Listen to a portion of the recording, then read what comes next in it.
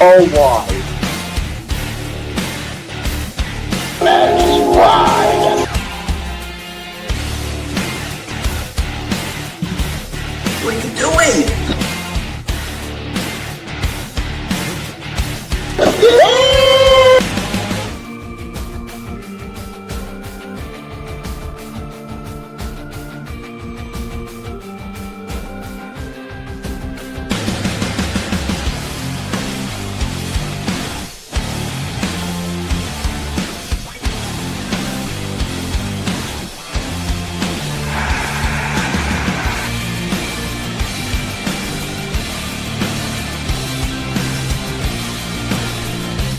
Sports! Okay. Full disclosure, the title for this episode is WTF.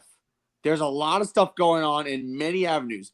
But want to know why it's also called WTF? Because for the first time in sports history, instead of our 2 hours usual time frame, we're doing 1 hour. Why? Because it's 4th of July weekend and a lot of stuff happens with our family. So, yeah, it's July 5th, 2025. Hope you all enjoyed celebrating America's birthday. Matt's your Andy, Kevin's Alex Scully's John Welch, Alec Nava with me for Foursquare. How is everyone doing today? Better than Kevin.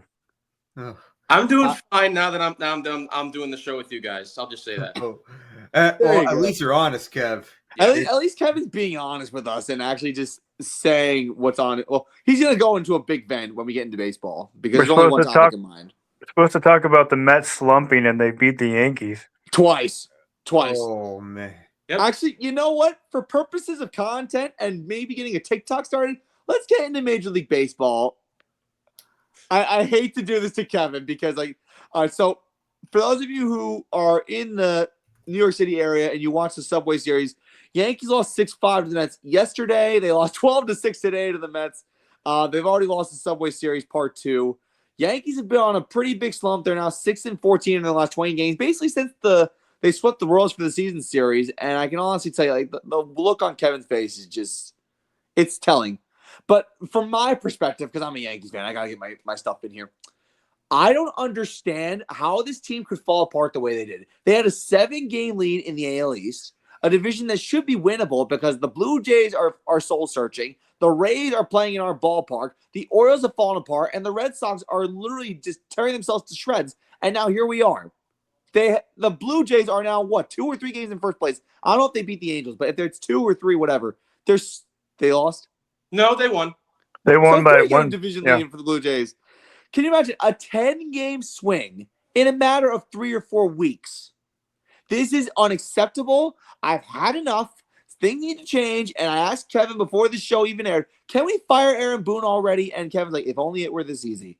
And I know Kevin has talked about the Yankees threesome that is Hal Steinbrenner, Brian Cashman, and Aaron Boone. But it's just getting out of control at this point. And when fans are pissed off, making words we're probably more pissed off than Frank the Tank is right now. Remember when the Mets were on that 11-game slump and Frank the Tank was going mad? Frank the Tank's kind of at least calmed down a little bit. Yankee fans are irate because this is a joke, and this needs to change. Whether you fire Aaron Boone, if George Steinbrenner were still alive, Aaron Boone would be out of here. 2 years ago, this happened.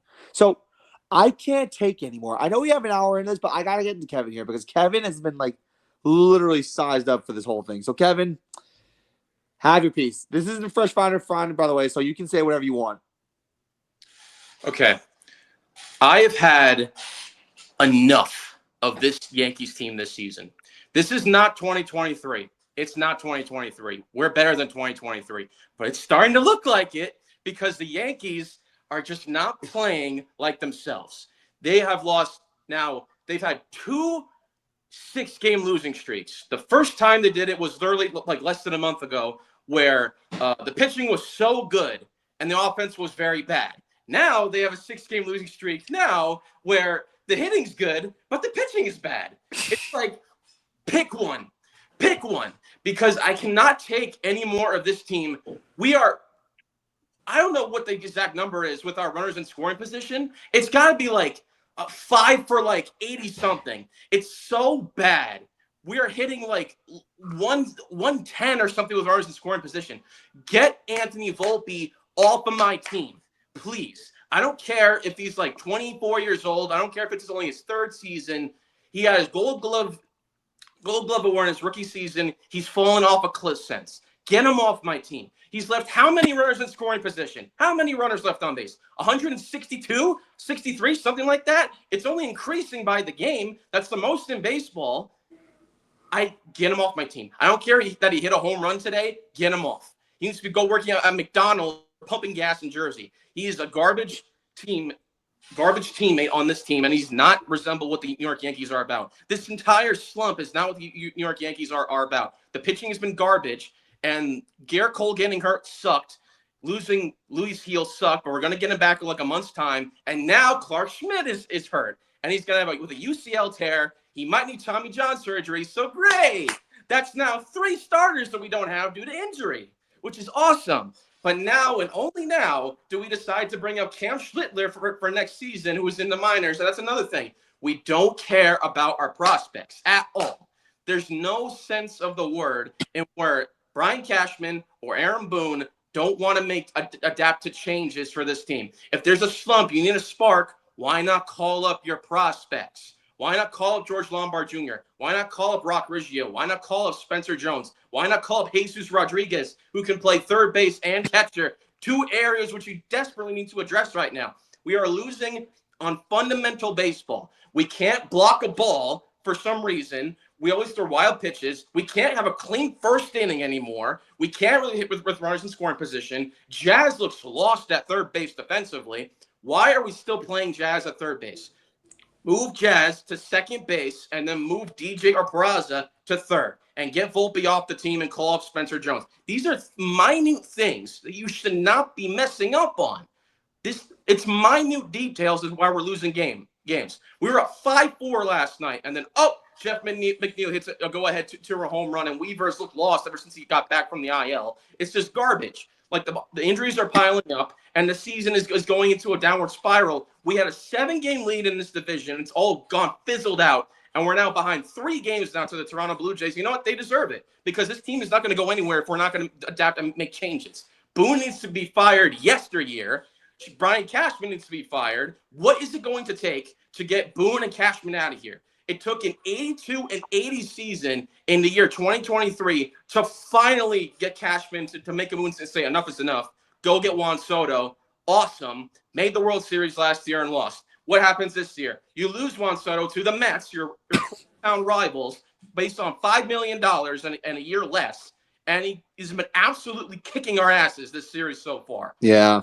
Like the Mets are a better, even though they've been slumping the same time as us, even worse than us, by like a half game, they're still kicking our asses 6 ways to Sunday because they know how to play fundamental baseball. And this Yankees team does not know how to play fundamental baseball. The season, it's getting close to over. I'm not saying it's over yet. Things need to change, and they need to change not tomorrow, not next week, not next month, now. Do something now. And I'm sick and tired of Aaron Boone mismanaging the game on all fronts. He has absolutely no feel for the game anymore. He's mismanaging the bullpen so much to a point where it's costing runs, and it's putting in the correct reliever an inning later after the reliever he should have not brought in. Like 3-4 runs, and then like, let's put in the reliever I was going to put in. And they're like, what do you know, a clean inning. Yeah, you probably should have put the other guy in instead of second-guessing yourself. And it's another thing. We don't work the counts. We just swing it and miss on the first couple of pitches, like whenever we see. Thank goodness for Jason Dominguez because he has been on fire. He works the count. He's a beast on the left side. He's near 400 like throughout this entire slump. He is one of the few bright spots in this slump. He needs to play every day. But guess what? With Aaron Boone as our manager, what does he do? Whenever a guy has a great game, what does he do? He sits them the next game. Great job. That's a great job, Aaron Boone. Yes, if my guy's hitting 2 home runs and is batting near 400 in the last 10 games, what should I do? Should I play him the next game so he can ride the hot streak? No, let's sit him the next game. Great thinking. Great thinking, Aaron Boone. You are an idiot. You're a joke. You're a clown. And I don't get why Hal Steinbrenner and Brian Cashman are literally like keep extending this guy when he is the crux of the problem for this Yankees entire thing. His tenure. This is year number 8. Year 8 of the Aaron Boone reign of this clown show organization. Every single season, Aaron Boone has not taken the Yankees to the promised land and win a World Series. Last year was an anomaly because you got Juan Soto on your team. Guess you don't have him on your team anymore, and this is what the result is. I know injuries are a big part of it, but this is something that it's unacceptable, and the players need to be held accountable. They're not being held accountable, and he's showing no care or urgency in any of the games that he's watching. Like, what game are you watching? Seriously, because every single post-game presser is just fuels the fire even more for fans like myself. Like, literally last night when we lost, Anthony Volpe made an error on a ground ball he should have easily made. It's a routine ground ball, and he misses it and throws it to third, or he misses it completely and just a run scores. And then, like, a question was asked about him, like, hey, do you think Anthony Volpe should make a play like that, a ground ball? And then this is literally like a reenactment of what he did. He's like this. I don't know. I don't know. Like, yeah, you should make that play. Yeah. What do you mean? What do you mean you should make that play? No crap. No crap, Aaron Boone. He's your everyday shortstop. He's on Yankee shortstop. It's a routine ground ball. Of course he should make a play like that. And he just he refuses to adapt to make changes on the infield. He keeps DJ LeMahieu at second base. Why?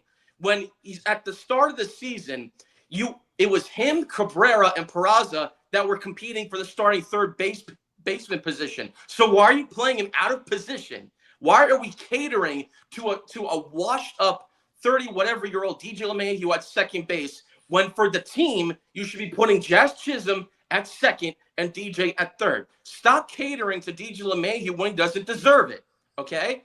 Jazz is a better second baseman than he's a third baseman, so it's already idiotic why we decide to put him there when he should be better at there. And now today's game, we're putting Cody Bellinger at first base, right DH, when it should be the other way around. And Bellinger at DH, if that's what we're going to do. We're not even playing Goldschmidt or Stanton. Don't know why. It baffles me. It's like the definition of insanity is doing the same thing over and over and over and expecting different results. And this is literally insanity right now, what this team is. Boone is not making the right decisions. What is it going to take? What is it going to take to get him out of here? He has this year and next year in his extension, and then he's gone. What's it going to take? Is it going to take us losing 10 games in a row? Is it going to take us losing for the rest of the month? What's it going to take to get rid of Boone and get rid of Cashman, get a new voice in here, bring up some players, make some moves at the deadline that we desperately need?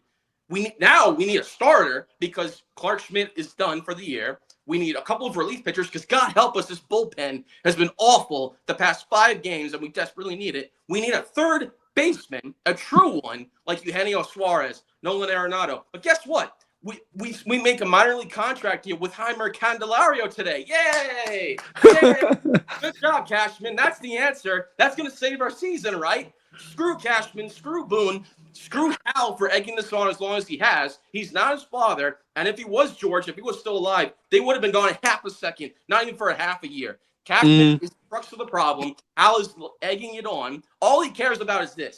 That's all Al Steinbrenner cares about is this. Doesn't care about the quality of the team, doesn't care about winning, doesn't care about making it to the World Series again next year when we should be making it at least that far to that point, because if not, it's a failure. And this season so far is a failure. I don't care if we're 7 games over 500. I don't care if we make the wild card. Not good enough if you're the Yankees. It's unacceptable, and I'm tired of it. I'm tired of it. Period. If we get swept up by the Mets, I'm not surprised. If we get swept by the Mariners in the next series, I'm not surprised. If we don't win a single series for the rest of the season, I'm not surprised. Because Cashman needs to ace this deadline, or he should be fired. I'm sorry. He should be. You can't be encouraging this type of mediocrity. This is not it's just baseball issue. This is an organizational and team issue. The Yankees are the only contender in the last, 10 years that have had slumps like these, extended ones. This doesn't happen to good teams like the Dodgers. Doesn't happen to good teams like the Phillies. Doesn't happen to good teams like that. It just doesn't, because it's an organizational issue. It's the coaching. It's the GM. It's the owner for letting this happen. It's not making moves. It's not being aggressive at the deadline. It's not caring. Period. Hal, Boone, and Cashman all shared the blame here. It's not all on the players, because if it was on all the players, then Boone would say something. But all he's saying after last loss is like, guys, I want you to be unfazed by this slump. We're still the best team in baseball. No, you're not, Boone. You're not the best team in baseball. Not anymore. The Dodgers are. The Tigers are. Even the Astros are doing better than you. Even with Altuve going to left field, they're still doing better. They're a top 3 team in baseball. And they have no Alvarez because they know how to play fundamental baseball. They have a good organization, a good GM, a good coach, and they know how to play fundamental baseball. Enough is enough. And if Cashman or Boone are continuing to be hired by the deadline, I'm done. I'm done. Kev, we need a really good Serenity Now from you, like a good George Costanza Serenity Now. The definition of insanity apparently is being a New York fan, because at this rate you're gonna lose Aaron Boone, and I'm pretty sure Dable is gonna be gone, and you already lost the Knicks coach. So that you got the hat trick there for coaches in New York. At least he's got the Devils. Yeah. You know what, John? At least the Knicks are trying something new, and that now they're actually contending. At least the Giants are trying something new, and they're getting different players in here and trying to improve.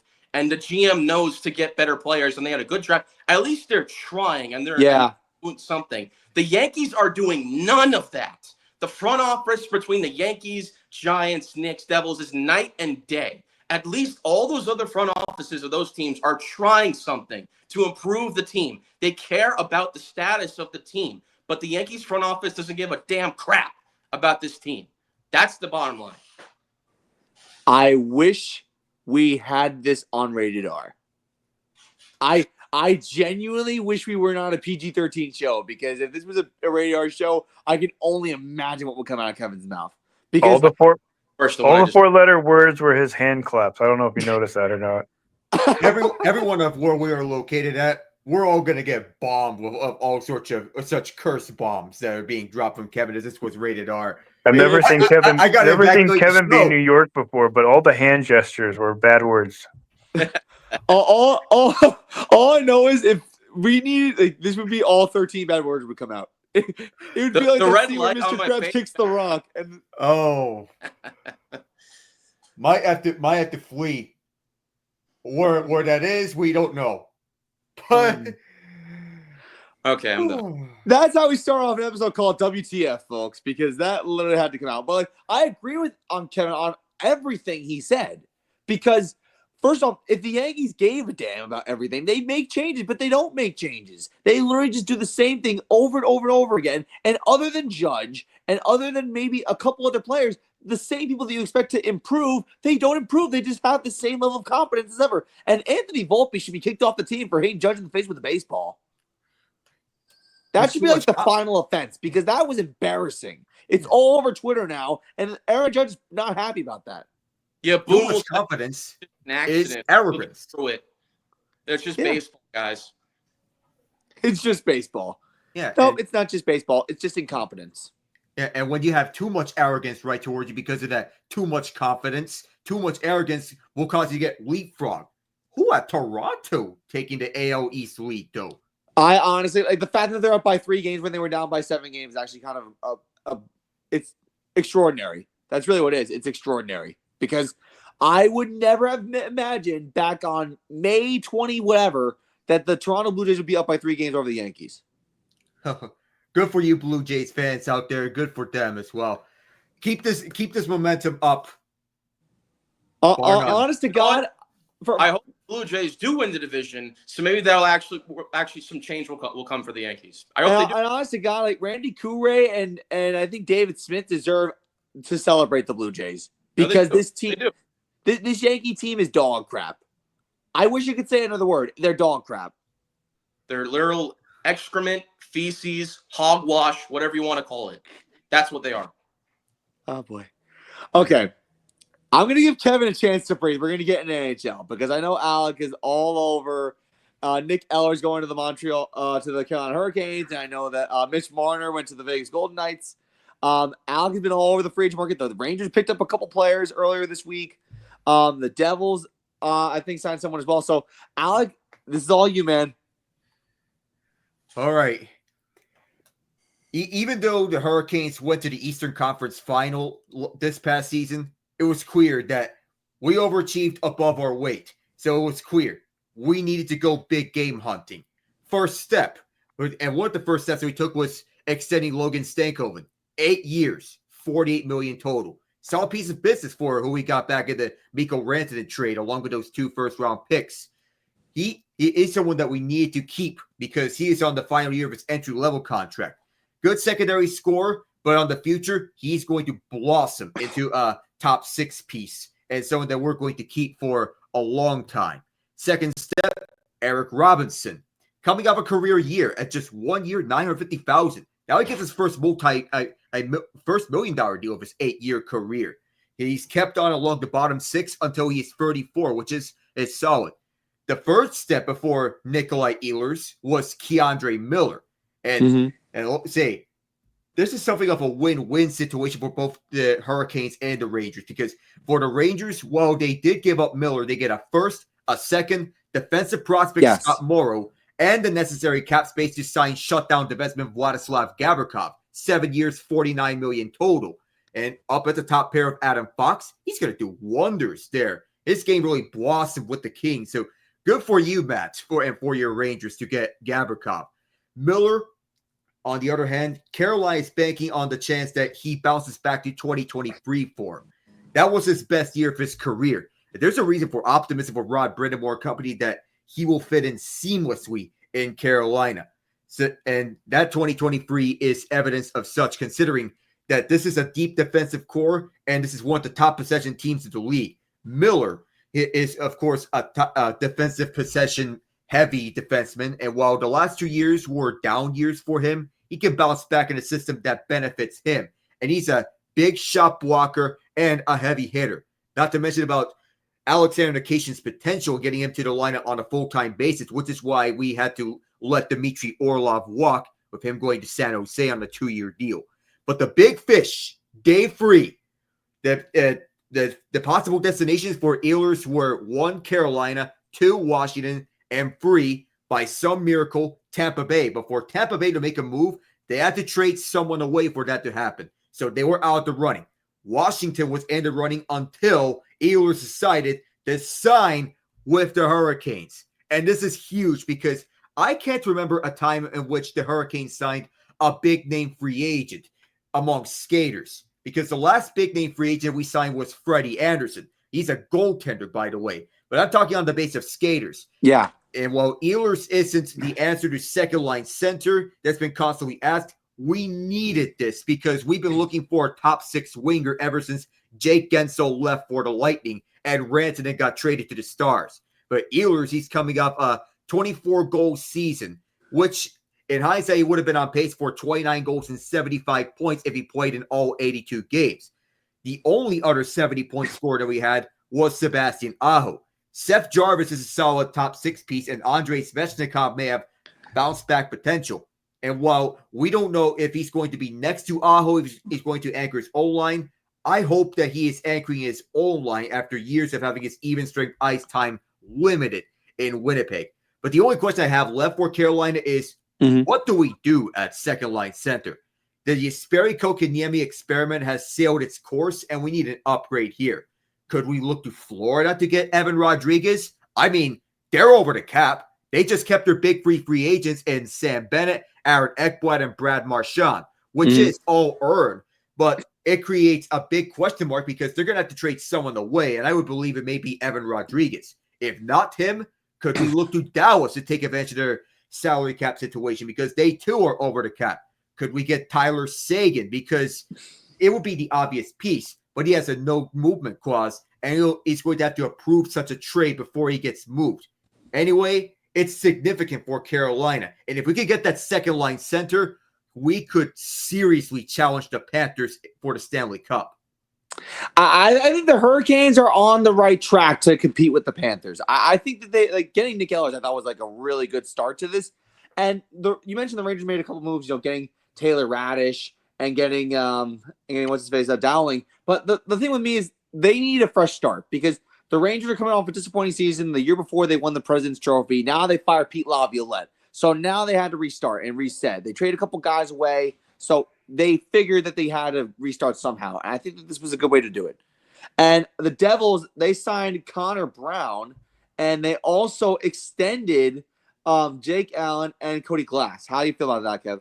I feel good. I mean, like Jake Allen, I feel like at times was even better than Jacob Markstrom as the backup netminder. Cody Glass, even though it was for a short time in the latter half of the season, I thought he played really well. When guys like Dougie Hamilton went down to injury, I thought Cody Glass kind of picked up the slack, and he's a nice, fresh young face on this team. So I'm glad he extended.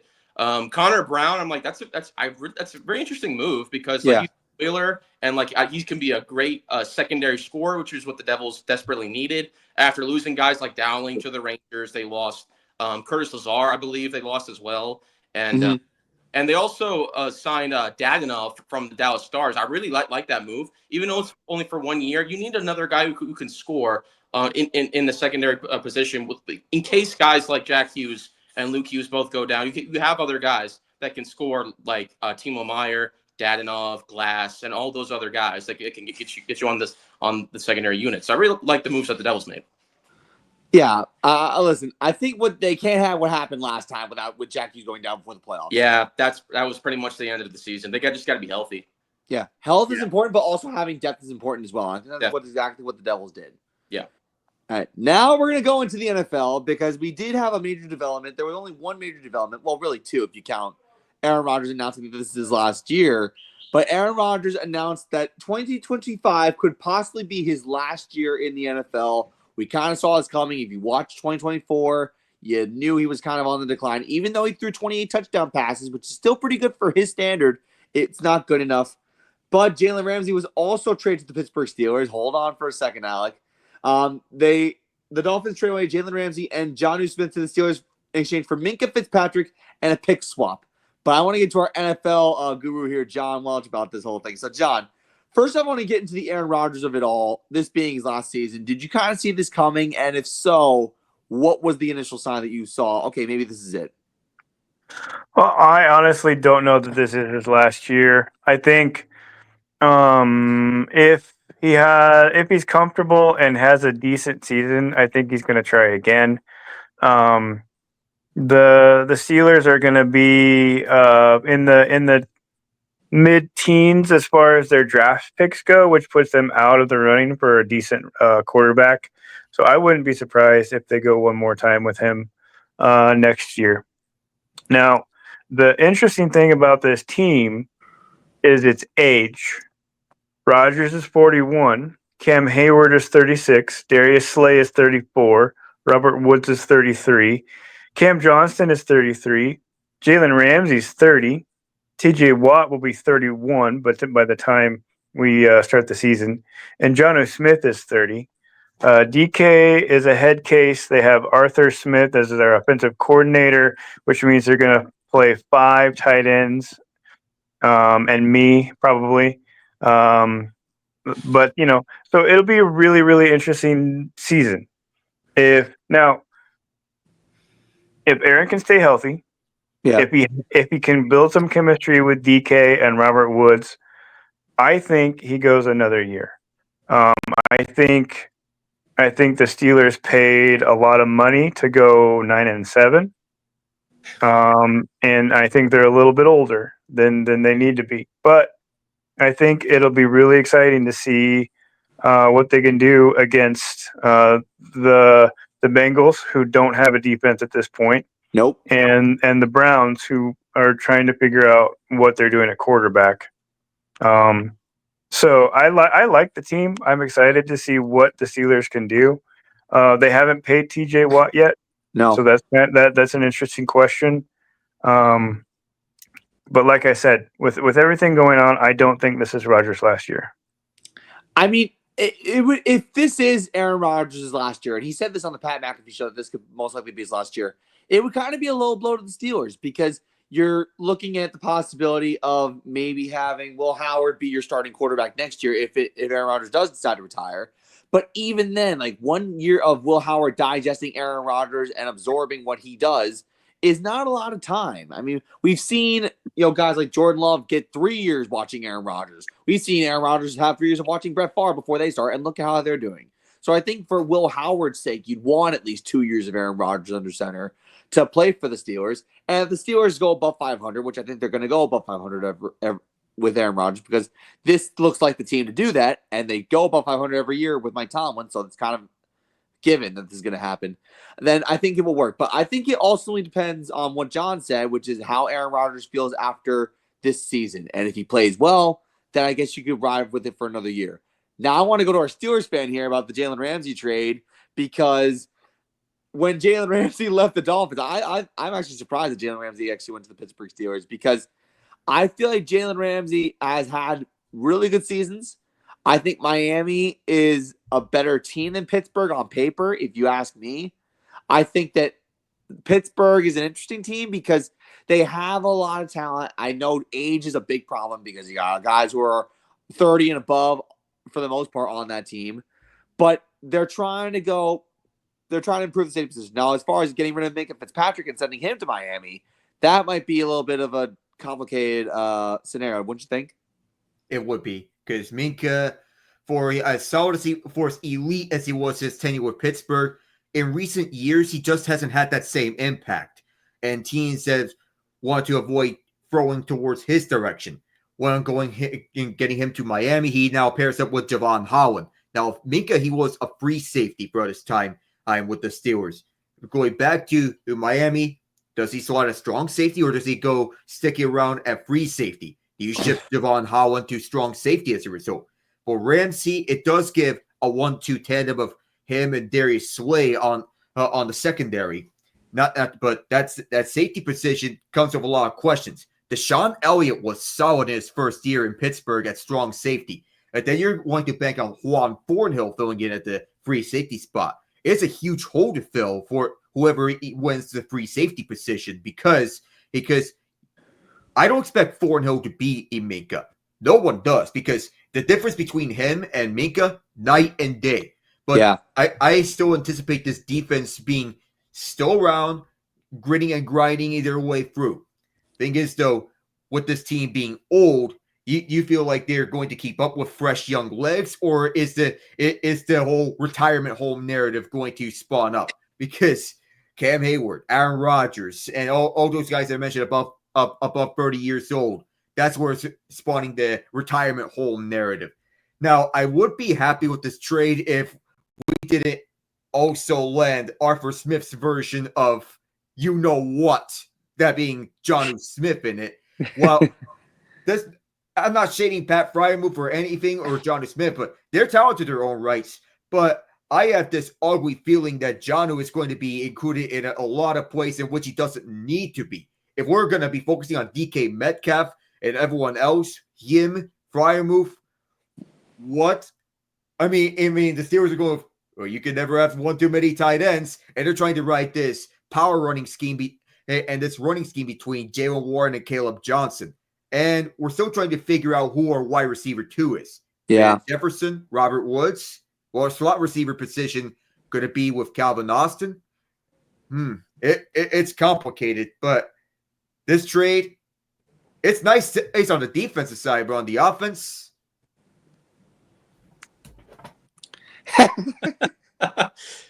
he's walking away. There we go. See ya. I do not have any water. Turns out it all went empty when the trade was made. Yeah. Oh, man. It's actually kind of crazy. We're already in July. The NFL season is like 2 months upon us. Now, one thing I want to mention, I did talk to a certain person at DAS Technology Consulting, that being my dad, and he is loving our spread picks. I showed him when we did our spread picks late in the NFL season, and he's all into us doing that again. All he wants is us to pick winners. And I said to my father, John wants the guy for that. But he and I can all I'll start an OnlyFans just for him, and it'll be called Only Winners. That's a good. Oh, Yeah, you have some fresh spreads. Here are your picks. Philly. Fresh spreads. That was good. That was good, Matt. Fresh Thank you, man. spreads. Oh man, I love football. I can't wait for the NFL season to come back. But like I said, we've been in talks with Diaz. Well, we're gonna be in talks with Diaz Consulting about potentially sponsoring picks based on the spread. We're gonna talk to my father, about this. I'm actually really excited about the idea. What's your favorite New Jersey sandwich shop? My favorite New Jersey sandwich shop? Well, I got one. For me personally, it's this place in Edison called Tasty Subs. All right. Yeah. I'm going to be a cop out here. Don't say it. Jersey Mike's. Jersey Mike's? you're a G for that. Thank you. G. Yeah. So, because I was thinking, like, to tie into these spreads, it would be kind of fun to do it at a sandwich shop and call it Fresh Spreads. I love that. I love that. Let's Fresh go. spreads. I love that. That could be something we could tie into. I love that idea. Fresh spreads. We're coming up with ideas as we go. Oh my god! All right. So before we get back into John for Fresh Final Friday, I want to get into something. I haven't been drinking any alcohol tonight, and Kevin hasn't been drinking. And Kevin hasn't. None of us have been drinking alcohol on this program. But you want to know what's been absolutely drunk? What's been going on at the Wimbledon tournament?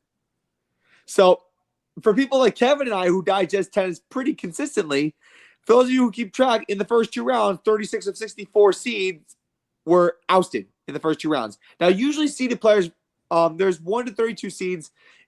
Seeded players don't usually get eliminated until the third round, if that. Well, yeah, the third round, because if all 32 seeds make it past the round of 64, then the seed player is going to go down. But half the seeds are gone before round 3 even starts. And to tie into the upsets, I had to write down the upsets on a separate note because I couldn't tell you all of them unless I had it right in front of me. So here are all the first round upsets. For the men's draw, Alexander Zverev lost to Arthur Rinderknecht. Lorenzo Massetti lost to Nicolas Basilashvili. Holger Rune lost to Nicholas Jerry. Daniil Medvedev lost to Benjamin Bonzi. Francisco Cirandulo lost to Nuno Borges. Ugo Humbert lost to Gail Monfils. Alexei Poprin lost to Arthur Frey. Stefanos Tsitsipas lost to Valentin Roger. Denis Shapovalov lost to Mariano Navone. Alexander Bublik lost to Jami Monar. Alex Mickelson lost to Miomir Kekmanovic. Taylor Griekspoor lost to Jensen Brooksby, and Matteo Berrettini lost to Camille Machurzak. That's in the first round only. Now for the women, Coco Gauff lost to Diana Yastremski, surprising. Jessica Pegula lost to Elisabetta Cocciaretto. Kim Wenzhang lost to Katerina Sinikova. Paula Badosa lost to Katie Bultier. Carolina Muchova lost to Wang Xinyu. Jelena Ostapenko lost to Sonia Sane Kartol. Magdalena Fresh lost to Victoria Mbuko. Marta Kostyuk lost to Veronica Irjavik. Magda Linette lost to Elsa Jacome. And then McCartney Kessler lost to Marketa Vondrusova. That's all round 1. Yeah. I tried to speed that up as fast as I can to try to be like, I can't talk that fast. Matt, I'll give you an A for effort for trying to pronounce them all correctly. The way you pronounce the names were so funny to me. Apparently, you have to have a botched Slavic some name to names. play tennis now. Oh man. But like this was the record. So like in all seriousness, this was a record-setting Wimbledon for upsets. Yeah, definitely. 23 seeds go down in round 1. Record. 13 men's seeds go down in round 1. Ties a record. 36 seeded players go down at the first 2 rounds. Record. I mean, this is just insane. Now we know Wimbledon is like one of those crazier major tournaments in the tennis calendar, but not this crazy. And because Barbara Krejcikova lost to Emma Navarro today, we're going to get an 8th consecutive different Wimbledon champion for the women. Like, this is just nuts. Now, I put up an article on a Discord that we're in, why all these upsets are happening. And Kevin probably read the article, but I want to get his take. What is going on? So for the women's thing, I'm not surprised about the different amount of champions because, like, for Wimbledon, you never really know for the women's side. It's basically a flip of a coin. But for the men's side, now with all these upsets, you're really down to three guys who are going to win, whether it's going to be Sinner, Alcaraz, or Djokovic. One of those three guys are going to win this tournament because that's like there's no ifs, ands, or buts about it. But I think a big reason, especially in that first day, it might be because of the Wimbledon heat. Because the heat, it's the hottest. It's the hottest day for an opening round of Wimbledon on record. It was 91 degrees the entire first opening day. So I think that has maybe a big factor to it because with all these top players, they're used to playing in like, stable conditions and not so much heat, not like clay where it messes up your footing or your timing. With like grass, it's a little bit different. But sometimes like people don't play good on grass. Like it could be just like a surface issue where like a player is not as good on grass as they are like hard courts or clay. I think the heat is definitely a big factor of it. Another case could be like where players like Medvedev. I kind of had a feeling that Medvedev was going to get knocked out early rounds because grass is not necessarily like his best surface. Yeah. A couple of ones that really surprised me were definitely Zverev getting upset first round by Arthur Rinderknecht because Zverev is a 3 seed in this tournament. Yep. Top 5 player, like if you consider like all the guys who are like consistently getting results deep into tournaments, losing in 5 sets to Rinderknecht is definitely the biggest disappointment of the tournament for me in terms of the men's side. For the women, definitely Coco Gauff getting knocked out first round by Yastremska in straight sets, mind you, and like this doesn't really happen to players like Coco Gauff. And I'm looking up the stats here; she had 9 double faults in that. Yeah. Definitely a big part of it compared to Yastremska's only 3. And it's basically a situation to where like other players, not just the top players, they just wanted it more. And they just adapted to like the hot weather more. And they did better on grass. It's plain and simple. But you don't see all these kind of upsets like that often. Like this is a record for all the upsets that have been happening. But you've also seen some players like, as we've talked about it, there's no excuse now for Aryna Sabalenka to not win this whole thing. No. The 2, 3, 4, 5, and 6 seeds all gone. Golf doesn't stand in the way. Keys doesn't stand in the way. She lost to both of them the past 2 tournaments. She lost Golf just recently in the French Open. She lost to Keys earlier in the Australian Open. Like, who's going to stop her in this tournament? Like, it shouldn't really be anyone. So I'm very curious to see like what happens here. And for the men's side, like I said, it's going to be Sinner, Alcaraz, or Djokovic to win this. And then it's just very odd for a tournament like such as Wimbledon to have these many upsets. Now, I want to get into Coco Gauff of it a little bit more. So, you know how people are saying, oh, Coco Gauff beat Venus Williams on grass. Yeah, that was 6 years ago. If you look at Coco Gauff on grass, the last 6 years, ever since she beat Venus Williams, was the biggest upset of her career at that point, at the age of 15. She sucks on grass. Yeah. Like, I'm putting it lightly. She sucks on grass. She does, yeah. Like, a lot of first round, like she lost to Sophia Kenin in the first round a couple of years ago. She lost to Emma Navarro before the round of 16, and then she loses here. I mean, like, this is, and usually she doesn't do well at Wimbledon at all. Like, this is not her tournament. Now, you could say that Wimbledon 2019 was beginner's luck because she was 15, and oh my God, she's showing that something we've never seen before from a 15-year-old, but like, she's done nothing on grass ever since. And then, need I remind you all that people, I want to get in the Aryna Sabalenka of it all. Aryna Sabalenka really has no excuse because if you were to tell me that of all the Americans, women in this draw, that out of Coco Gauff, Madison Keys, Jessica Pegula, Emma Navarro, if you had told me Amanda Anisimova might be the only person standing in her way, no. Absolutely. And listen, Amanda's had a good tournament. Don't get me wrong, but not. Do I trust her going up against Aryna Sabalenka? Absolutely not. Mm-mm. And listen to this. I put this in the tennis chat earlier. If this were chalk lines the rest of the way, like no more upsets, the women's draw, the one seed Aryna Sabalenka would be in the semis. Then Amanda Anisimova at 13. She'd be the best seed in her quarter. And then Mira Andreeva and then Iga Swiatek would be the best 2 in their respective quarters. So you're talking 1, 13, 7, and 8. Potentially representing the Final 4. Mm-hmm. That's disgusting.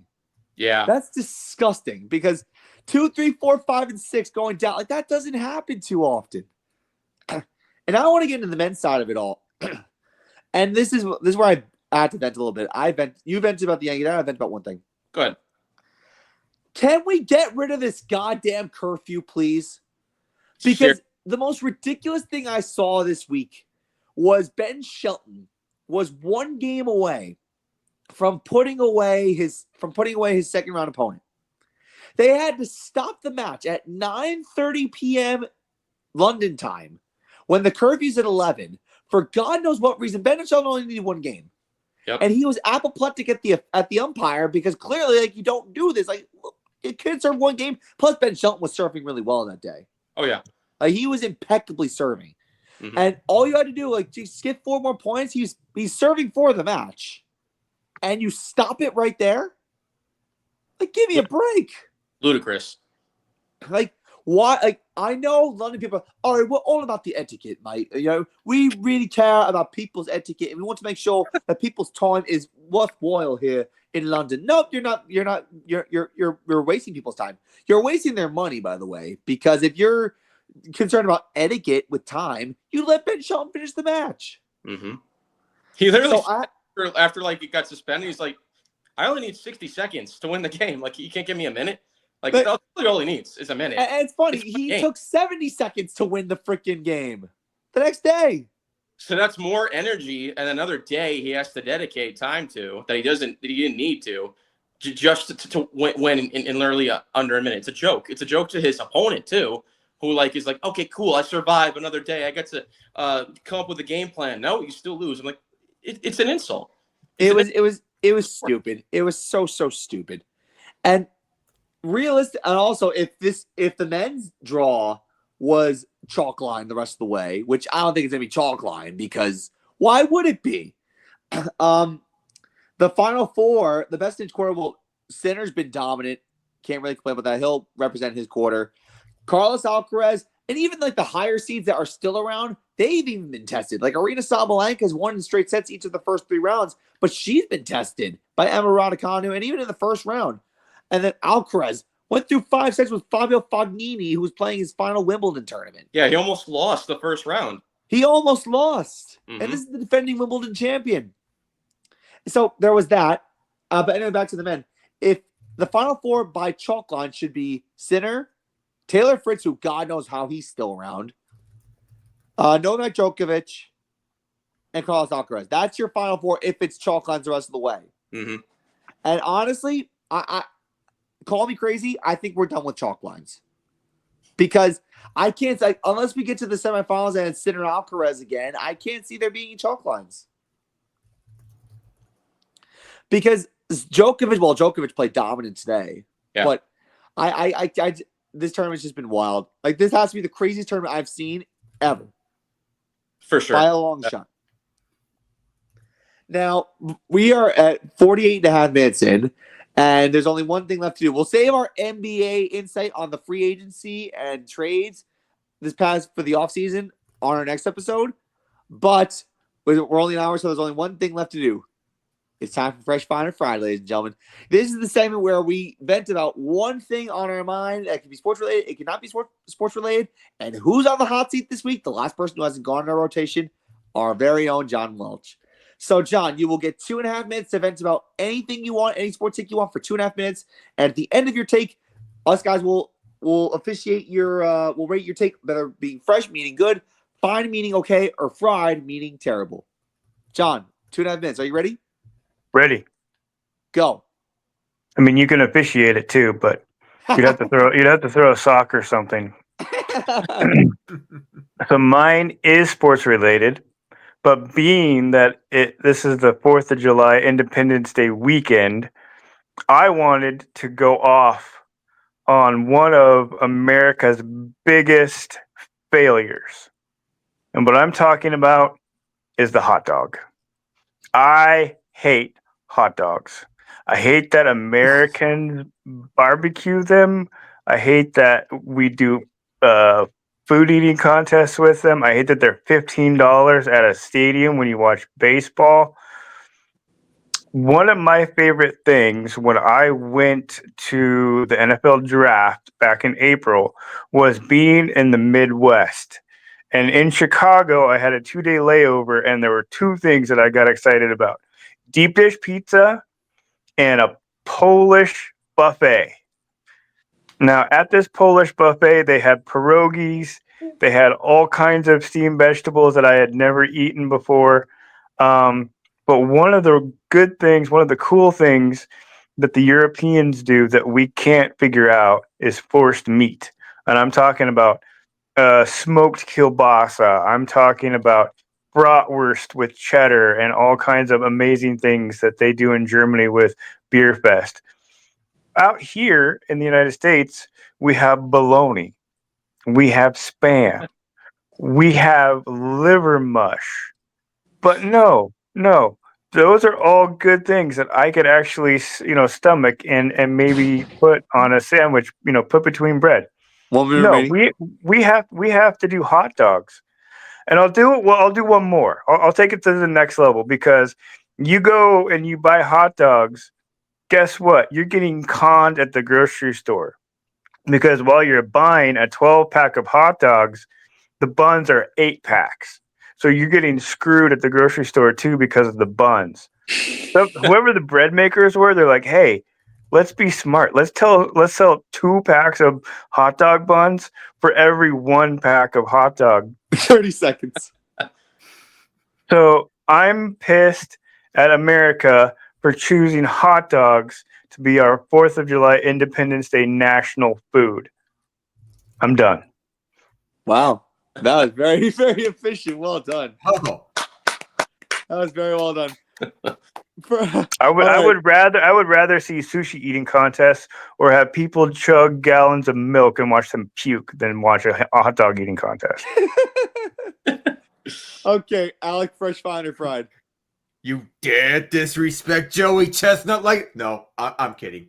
I'm kidding. Because, look, for one, even for Joey Chestnut and the legend he is, I've never considered hot dog eating contests as sports.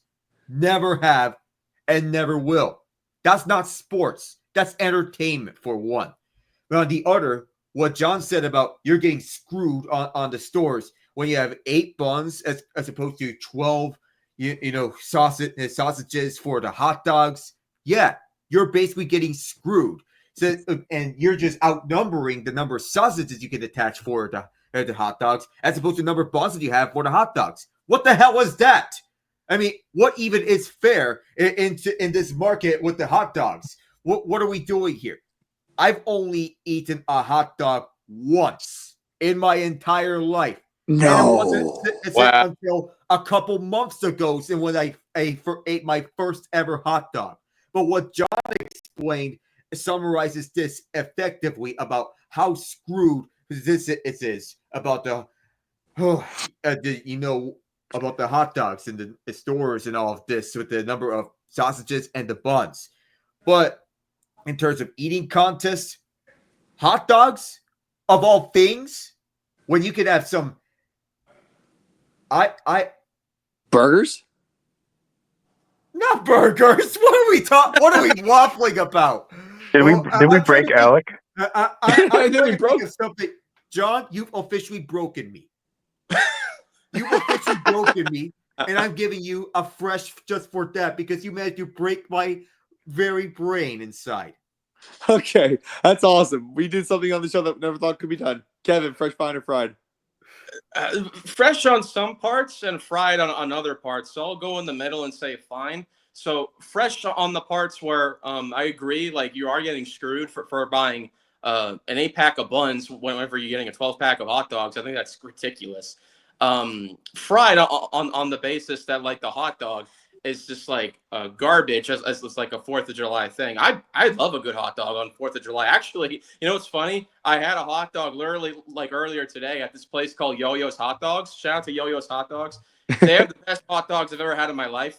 But like I always like a good hot dog on 4th of July. But like I agree with some points being that like I think there's definitely things that like Polish food does better about like the meats and stuff and like how here they do it. Believe me, like I come from a Hungarian descent, and I know how much they do have some Polish stuff in them, like Slavic foods and stuff like that. They just do it differently and better there as opposed to America. I can't agree with that. But like, I don't agree on the basis that like the hot dog is like a bad thing, like food wise, to like have on like a national holiday. Who doesn't love a good hot dog? I mean, like, come on now. But so I will say, I'll say fine on the take overall. But like, yeah, I definitely agree with some parts. Oh, I think I align more of your take, Kevin, now that I think about it, because fresh on some parts, especially when you're getting screwed, but Right. overall it's more fine, if anything. So I'm changing It's not all fresh, you know what I mean? Yeah. Okay. That's fair. Here's my so John said I was fried about the pitch clock, about the intentional walks. Let me just say this. I agree with Kevin and Alec on this. You're fresh with the grocery store banter.